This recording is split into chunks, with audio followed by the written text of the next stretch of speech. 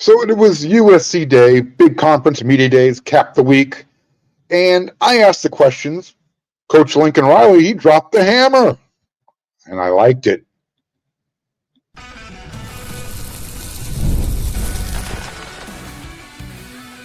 You are Locked On USC, your daily podcast on the USC Trojans, part of the Locked On Podcast Network, your team every day.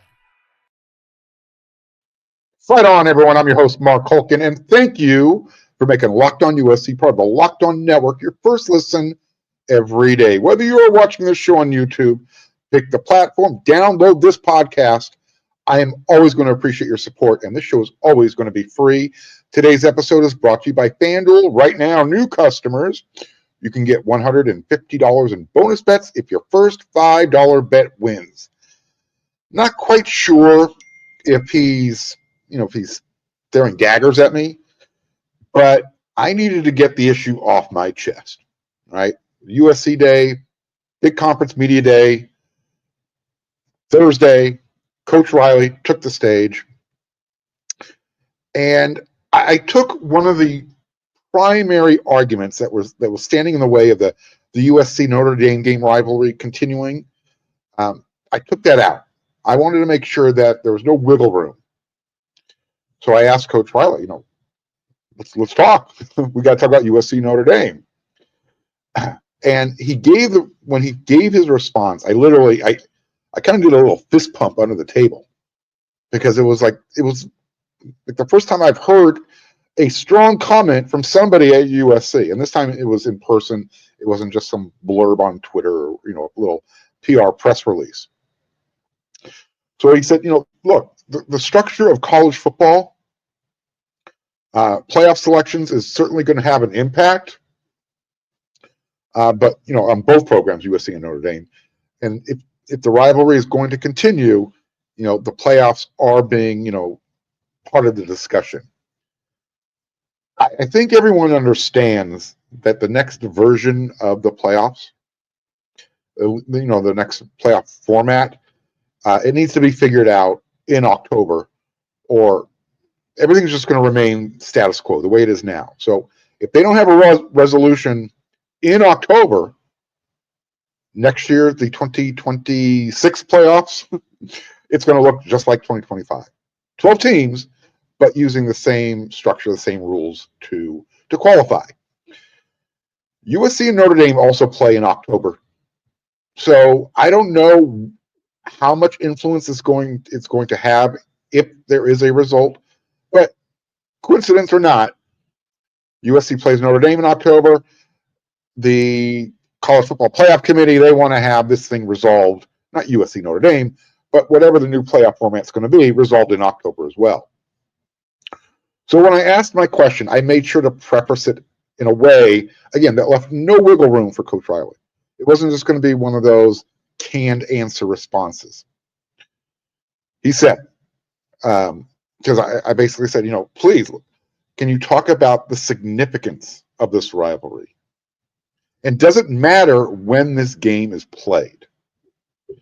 One of the arguments that's been floated around out there that USC wants this game played at the beginning of the season, either week 0 or week 1. Apparently that's not the case. So here was the question. Hey, Coach, could you please talk about the significance of this rivalry? And, and this was the pertinent part. Does it matter when the game is played on the schedule? The implication being that USC wants this game at the beginning of the year instead of having to break up the monotony of the big conference scheduling. Don't forget, during the years that ended in an odd number, like 2025, USC plays in South Bend in the middle of October. In the years that end with an even number, like next year, Notre Dame comes out to the West Coast. Usually that's USC's last game of the year, end of November. But that's not really the case. Coach said so. He's not concerned about when the game is played. So I liked 98% of his answer. Riley said rivalries are a huge part of what makes college football great, and the USC Notre Dame rivalry is special. And then he started, recalling when he was named the head coach at Oklahoma, first thought that came out of, that rattled around up there was, wow, I get to be the head coach of Oklahoma versus Texas, the Red River rivalry, one of the top rivalries in college football. He said he had the same reaction when he got the USC job. This is what he said. When I decided the night at my house to take the USC job, my first thought was, I get to coach in USC Notre Dame, the rivalry. All these rivalries mean a great deal to me. They mean a great deal to anybody that cares about college football. Yes, do I want to play the game? Hell yeah. I want to play the game. That's one of the reasons why I came here. However, also, my allegiance and my loyalty is not to Notre Dame. It's not to anybody else. I'm the head football coach at USC. I'm going to back USC, and I'm going to do everything in my power to make USC as good as it can be. I'm not going to let anything stand in between that. So I'm very hopeful we can get it to a point where it makes sense, end quote. So, again, I understand exactly where he's coming from. I really do. And I didn't want to push back on it because this was finally the first time I felt like, all right, I heard the answer. I like the answer. This really isn't about when the game is played. This isn't really about any advantage that Notre Dame has with its schedule, other than the fact that they're not in our conference, and that plays the role with the playoffs. So this was the 2% of the answer that I didn't like. When he said, two schools right now are in radically different situations, and he's correct, with USC being in the Big Ten and Notre Dame not being in a conference. He finished it off with basically making a pitch for the automatic qualifiers. That's going to be one way to save this rivalry. And I'll get into that a little bit more here in just a minute. He said this might be the most important one.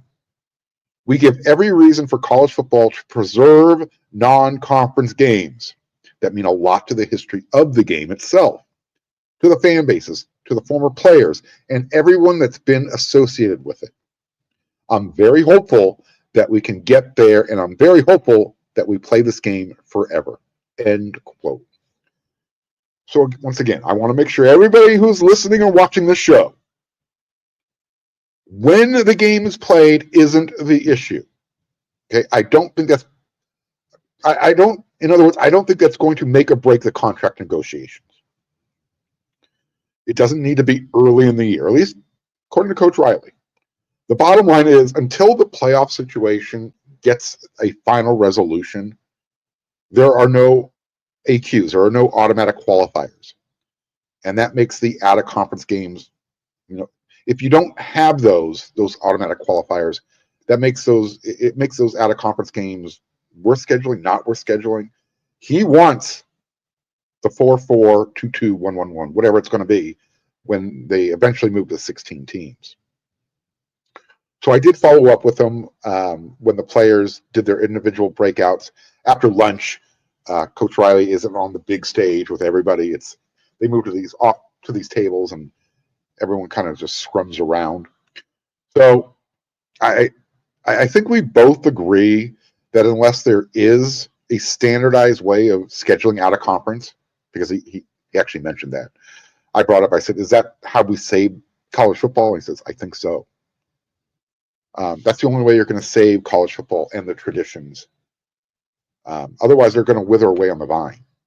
So he wants that 4-4, 2-2-2, 1-1-1, whatever that model, whatever it is to get to 16 teams. He said, I just think if we want to preserve these things and we want to take the human element out of the decision making on who gets in or who does not get in, that's where this comes from. It makes a lot of sense. I agree. So I'm going to let the topic rest. I got the answer I wanted, that I appreciated, I guess is the best way to put it, from Coach Riley. Now we just have to let this play out. But anybody out there floating, unless USC gets their way, week 0, week 1, no, that's not really what this is about. It's not. Coach Riley doesn't mind if you play it in November or in October. He just wants to make sure that based on the way other programs, other conferences schedule out of conference, he's not going to purposely make USC's out-of-conference schedule more difficult until this whole playoff thing is situated. Now, one of the things I noticed when he was talking about the rivalries, he mentioned Texas OU, USC Notre Dame. He never mentioned USC UCLA. That never came up, which I thought was kind of funny. Gave me a little bit of a chuckle. So in the next segment, I have a few more notes and observations from USC Day at the big conference. And segment 3, I got my Friday rant. So yeah, here we go. 2 more segments. Talk about USC, some other stuff that I saw during USC's day at the big conference media day. Kirk Ferentz, Barry Odom, that type of stuff. So let's do this, and then we'll keep the show going.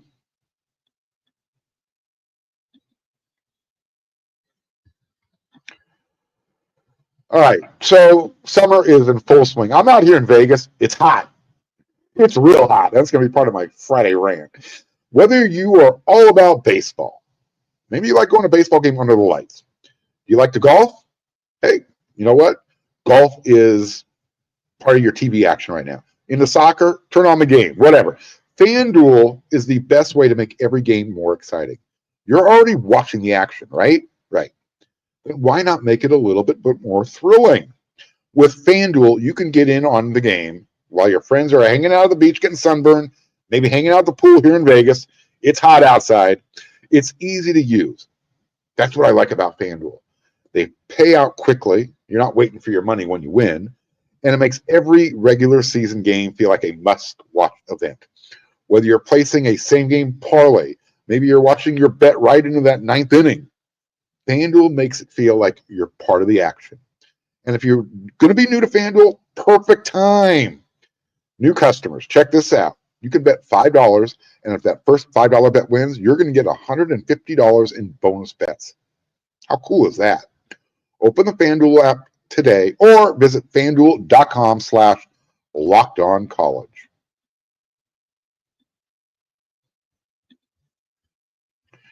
One thing I will say about these media days, I've been going to them now for a good handful of years. They're getting more and more boring. I don't know why. Maybe it's, I don't know, the repetitiveness of all of this.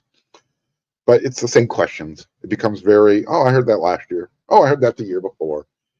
Just not a whole lot of creativity. And if we're being honest, coaches, the players, they keep everything pretty much close to the best anyways. They're not going to give away a whole bunch, especially to the national folks. They'll be a little bit more open with the local media, which, by the way, Monday, after this weekend, I'll be meeting with the assistant coaches and up to 40 players that USC is going to provide over there on USC's campus. So looking forward to that as well. But I think really why today, I don't know, just real low energy. Maybe some of that had to do, it was the last day of the 3-day event. I don't know. But just didn't feel like a whole lot of enthusiasm, a lot of excitement. Everybody was there to do their job and get out. This was the order of the day as far as the coaches. You had Iowa head coach Kirk Ferentz, first one up there on the dais. By the way, he is the dean of the conference. Been doing this now at Iowa for 29 years or something like that. He just needs 2 more wins. I'm doing that. 2 more wins, and he's going to pass the great Woody Hayes. Now, I did have to get my question in to Coach Ferentz. Some of you might remember last year, I asked him about, why were you picking on Lincoln Riley and USC? He was referring to USC's defense. I waited until he sat down when they did the breakaway after lunch, and like I said, Coach Ferentz was questioned about the reason why I asked him about why he was questioning USC's defense. He was being asked about his team's offense. It ain't good. And so somehow or another, he kind of just deflected, and he kind of put USC in his mouth, and he just wasn't seeing defense from USC, and that kind of surprised him. So anyways, I followed up this year after he gave his answer last year. He was like, I'm just making an observation. He wasn't trying to be uber critical.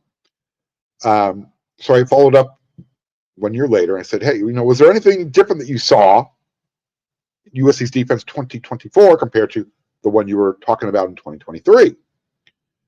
And he said, well, you can see they made a concerted effort. They hired a new defensive coordinator, Antonlynn.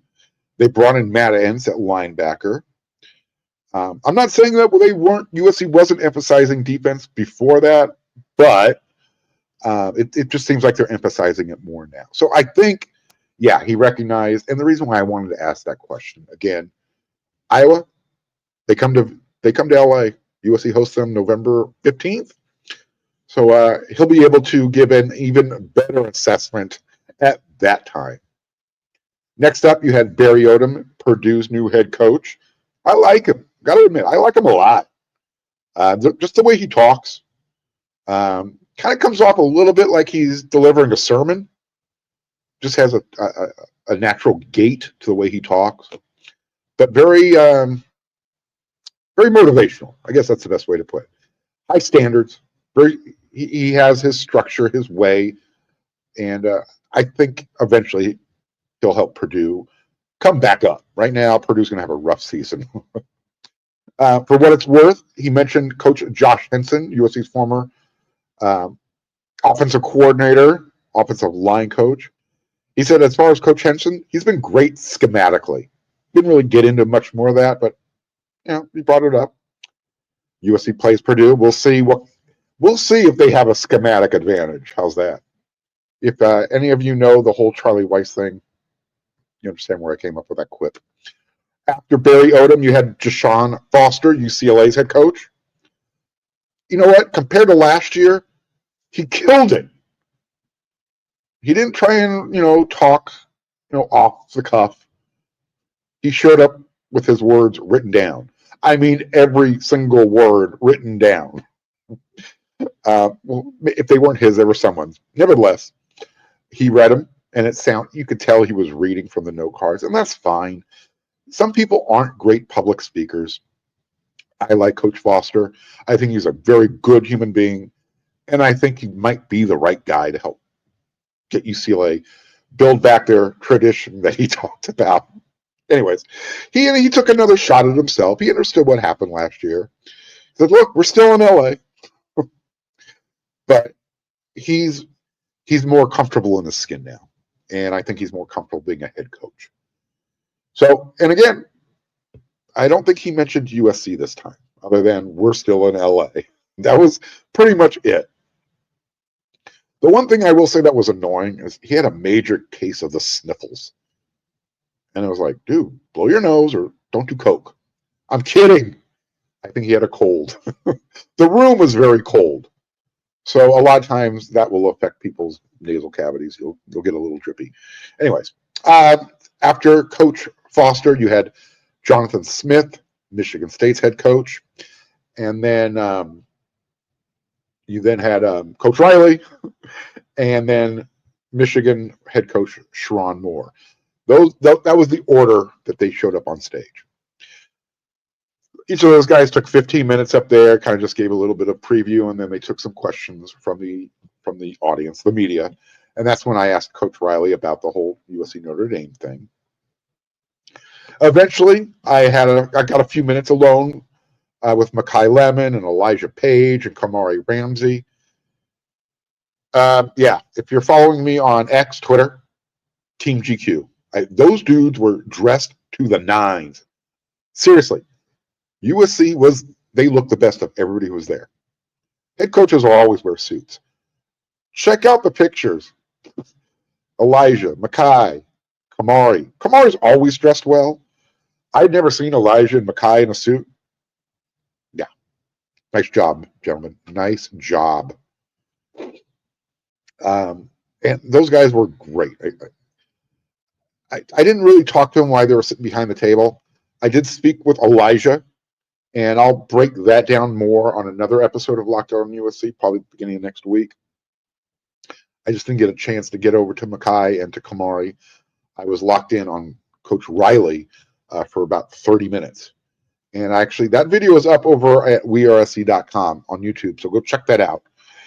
And let me know your thoughts on what he had to say. Now, specifically about USC, Coach Riley did talk. We asked him about DJ Wingfield, the presumptive left guard. Riley did say that right now it's kind of 50-50. It ain't looking good. I don't know if DJ is going to be a part of the team this year. Coach Riley did say, though, that they have like 6 or 7 capable starters along the offensive line, but tackle depth is really the biggest question mark. And that becomes a bigger question mark if they decide that, Tobias Raymond should be the guy at left guard. We'll find out. Now, if that we don't know if that's going to be the situation. Micah Benuelos, his name came up. I mean, that was like the first name out of Coach Riley's mouth when he was talking about, who would be, next man up. Micah Benuelos. He said, look, he's finally healthy and he's making moves. I know he's gotten bigger. He might be one of the best run blocking offensive linemen on the roster. Again, I'll get more into that once we start fall camp, which, by the way, first practice, July 30th. Got that out of the way. The other name that Coach Riley mentioned that as a possibility at left guard, walk-on Kalon Miller. Kalon looks the part. Trust me, he doesn't look like your typical walk-on. He looks like someone who could earn a scholarship at USC. But again, the Trojans have some options. So I don't think there wasn't really any concern from Coach Riley. At least I didn't pick up on any concern. But one of the interesting things was he was talking about Tobias Raymond, who is right now everyone considers the starter right tackle. But he's also played left guard. So if Raymond and Justin Tauanu are two of the 5 best guys, if they are 2 of the best 5 that you want to roll out, maybe you move Tobias to left guard, Justin takes right tackle. That might be a solution. You should have saw Coach Riley's face when he was talking about Jamal Jarrett. Right now, he's 6'6", 360 pounds. That's how he's listed on the roster. Coach Riley said he might be a cheeseburger or 2 ahead of that right now, and he's a big dude. Some guys you'd be concerned at that weight, but honestly, just the way he's built, it's pretty unique. He's a massive, massive human being. Man, and he's done a good job. So Coach Riley called Jarrett, he also said that Ja has already kind of endeared himself to the locker room, to his teammates. He's one of the more beloved guys on the roster. And it's because of his attitude and his work ethic. He also said that when Jarrett is really competent and turns it loose, he's tough to block. I like all of that. I love all of that because we've been talking about that all off season. If USC gets that push in the middle of the defensive line, watch out. Anthony Lucas, Cam Fountain, Braylon Shelby, Jakeem Stewart, Devin Tompkins. His name came up again. USC is going to be in the backfield. So if you can get guys like Josh Jarrett, Keyshawn Silver, Kobe Pepe, Devin Tompkins to get that push in the middle, life's going to be good. That good defense last year is going to be great. I talked about how I thought the run defense was good. Some of you left a comment saying, "Oh, wasn't that good?" Coach Riley's like, we had a really good run defense. And again, it's not just about the stats. You got to use your trained eyes. He didn't say that. I'm backing him up on this one. But when he talked about Josh Jarrett that way, the inside voice in my head was like going, any of you guys watch Family Guy?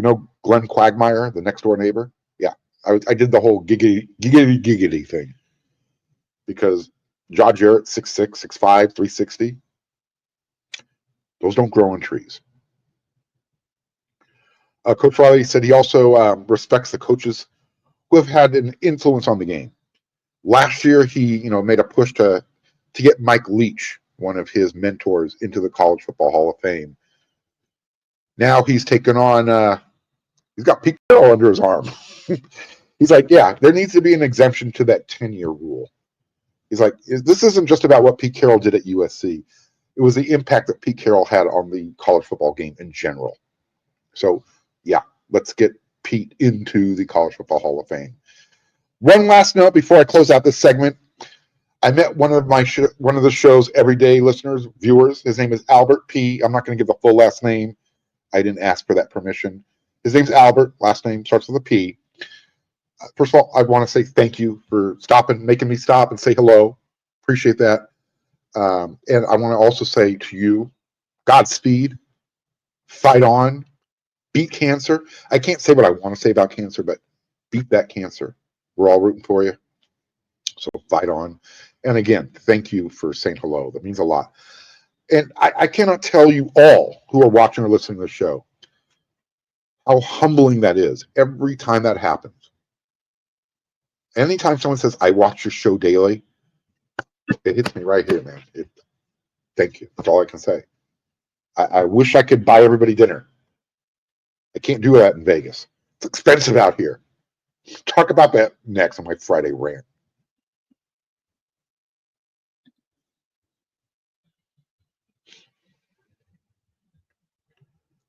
Holy hell.